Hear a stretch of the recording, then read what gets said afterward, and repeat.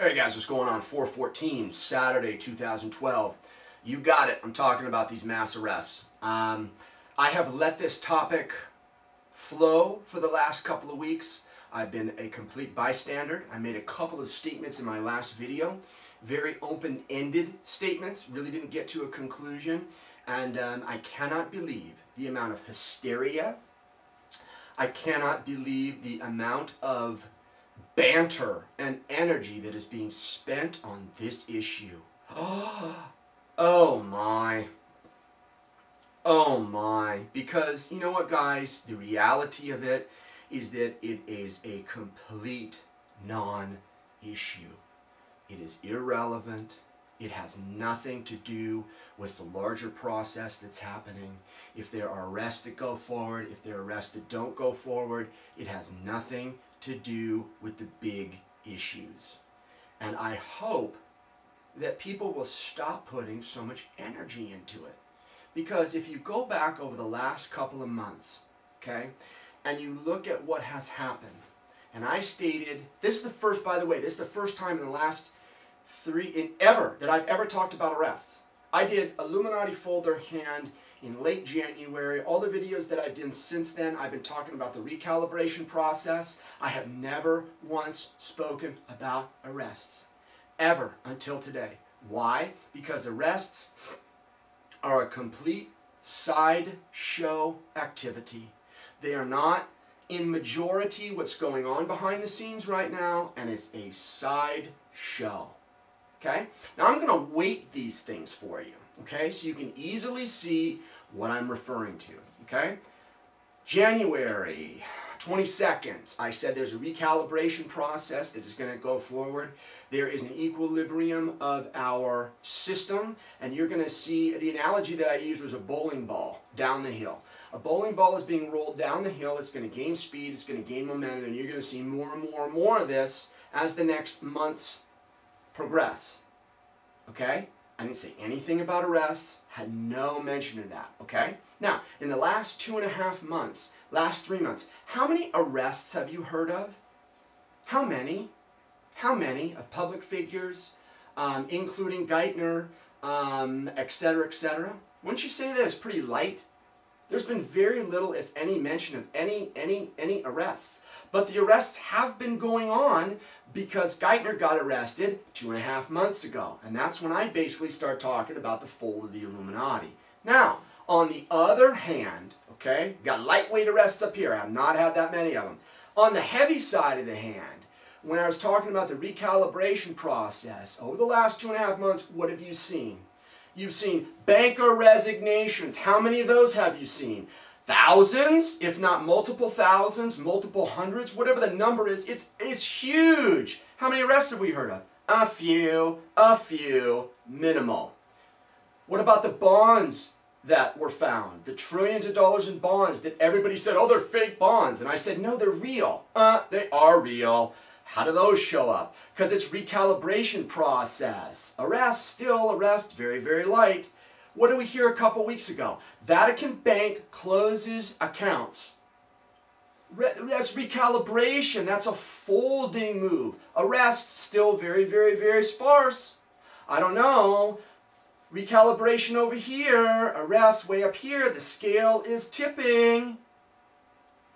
Yesterday, I had another perfect example of this recalibration, reinstitution process, re-equilibrium of the world that I've been talking about. And it was the debt repudiation of Iceland. So this hand is very heavy. Arrests, non-existent, almost non-existent. Where are they? And we know that arrests have been a process for the last 2.5 months because Geithner got arrested. We can all agree on that. I talked about it. Fulford talked about it. Judge Napolitano is. So the arrests have been a process through the whole recalibration process. And the scales are tipped.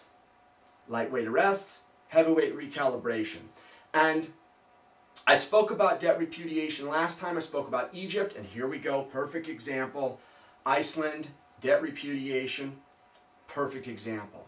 So what I'm saying is that should be a perfect indicator that arrests are not on the main stage. They are on a side stage. And I'm not saying that arrests are not going to happen, have not happened, and won't continue to happen. What I'm saying that is based on all the recalibration information I just discussed, and I'm just making points over the last couple of months, this arrest stuff is not important. It is a non-issue. And let's say that you go to like a music festival, okay? You go to Ozfest, you go to Lollapalooza, you go to any musical fest.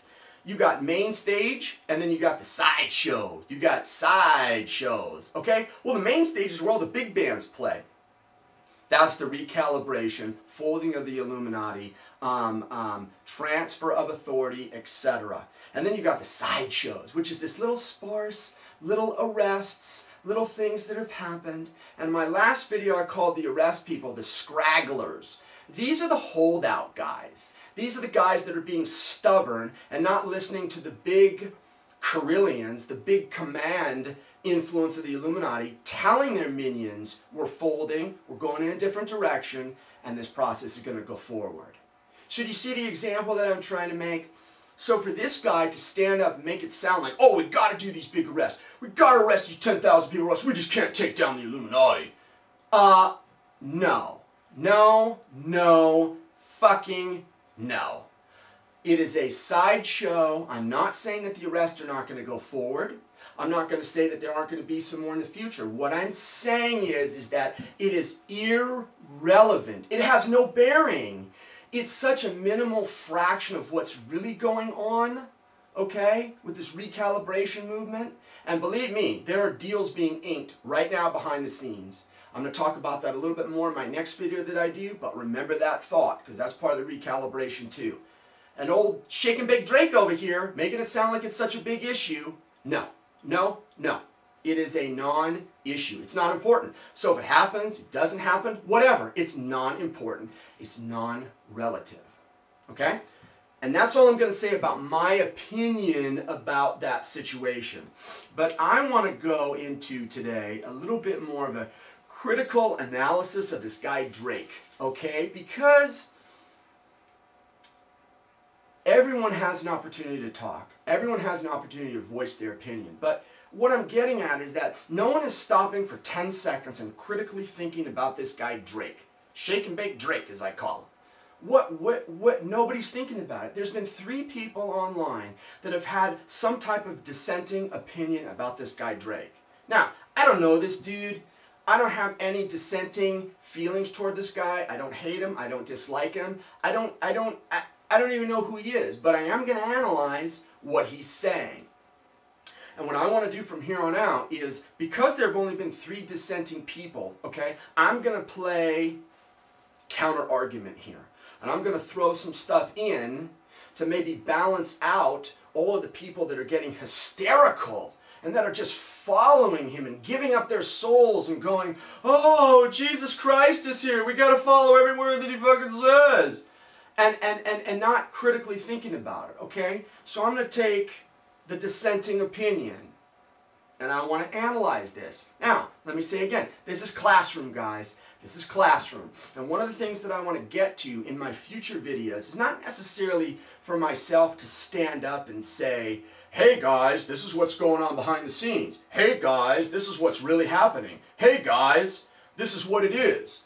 No, I want to be able to give you guys information, a way of looking at things, and then I want you guys to critically think for yourselves, hey, how do I feel about this? How do I personally, as an individual, feel about this? Because that is the direction that this sphere, this globe, United States, other countries, is going. People are going to have more ability to be responsible and critically think about their own futures and their own surroundings and their own decisions. And we're going to get off of this faulty, I'm the president, I'm the vice president, I'm Congress, and we set the rules and you guys just follow it. No, no, no, no, no, no, no. No, no, no, no. So this is a great, great opportunity for us to critically think about some stuff. Okay? So let's get into class, guys. All right. First of all, Wilcock says, David Wilcock, I got a lot of respect for David Wilcock, so don't take this out of context, but everybody seems to be hinging on Wilcock's approval of this guy based on other insiders that Wilcock knows. Okay, that could be the case, that could be the case, that could be the case.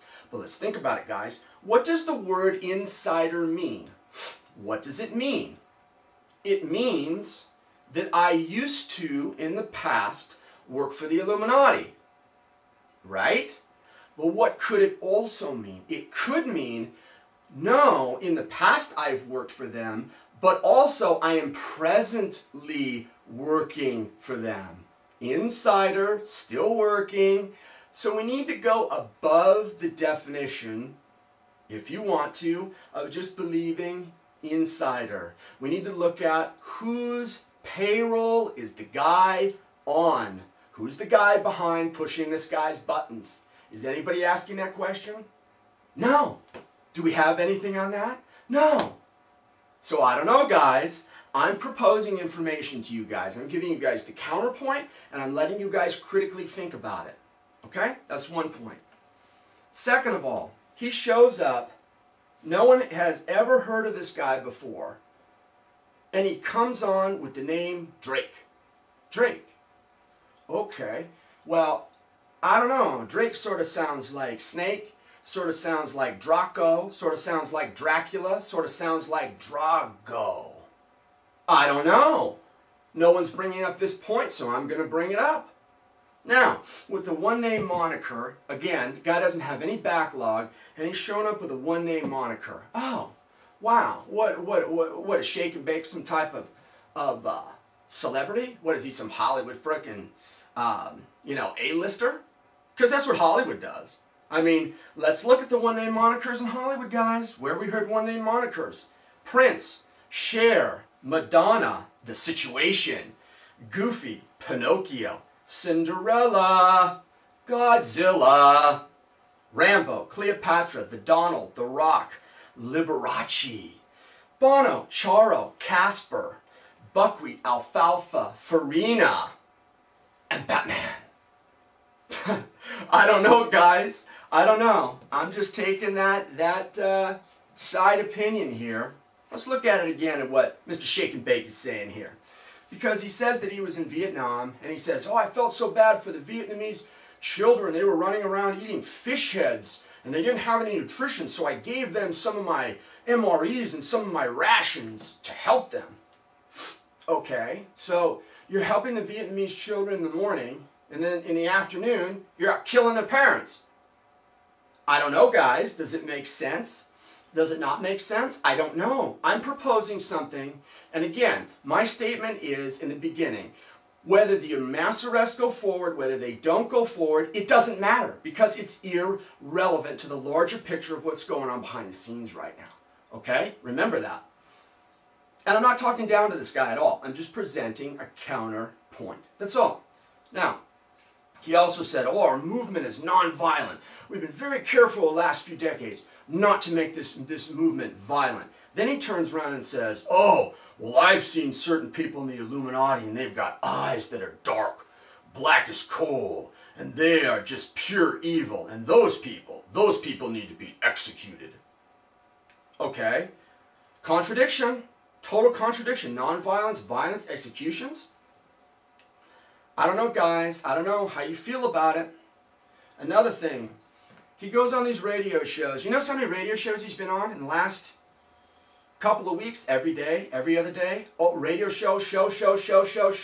And then he goes on these shows and he talks for like 2.5 hours. Okay? If you got something to say that takes 10 minutes, mass arrest is going forward, it takes 2 seconds. Why are you talking for 2 or 2.5 hours? Why do you have to continue to let people know how badass you are? How much you're really fighting for them? Yeah, how much you're going to stand up? You know, get his regulators going? Yeah. What? Huh? Do you guys think that he is saying these things because he's acting in your best interest? Or do you think he's saying these things for 2.5 hours to sell you something? I don't know, guys. I don't know. Again, I'm proposing this stuff to you as a counter argument.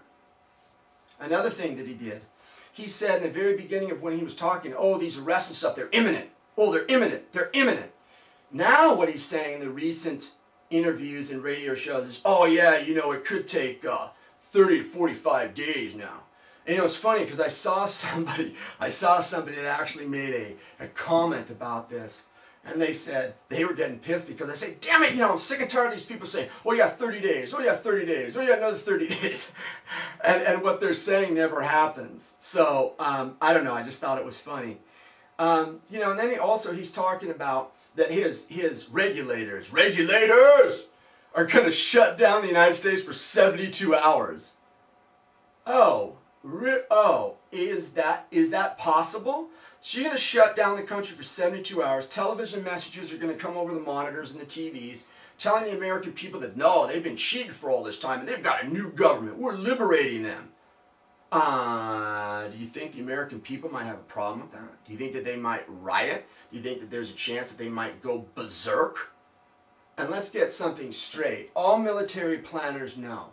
Every military person knows that if you get the population of any place to stampede, you cannot control them.